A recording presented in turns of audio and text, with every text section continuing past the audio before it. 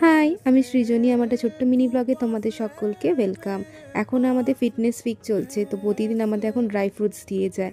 আর প্রতি বছরের মতোই এবারেও আমাদের অফিসে হেলথ চেক আপ হয়েছে। তো বিভিন্ন হসপিটাল থেকে আজকে ডক্টরসরা এসেছিলো, সেখানেই লাইন দিয়েছিলাম। আর এইদিকে তোমরা তো জানোই, আগের বারে তোমরা দেখেছিলে সেই জুম্বা হয়েছিল। তো এবারেও কিন্তু জুম্বাতে আমি পার্টিসিপেট করেছিলাম।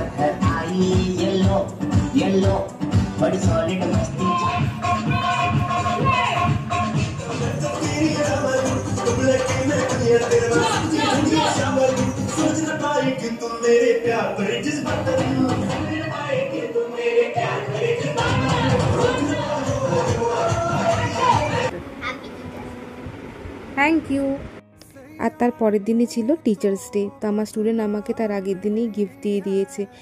আর মাগটার মধ্যে লেখাগুলো ভীষণ সুন্দর ছিল, আমার দারুণ লেগেছে। তো আজ তবে আসি, দেখা হচ্ছে।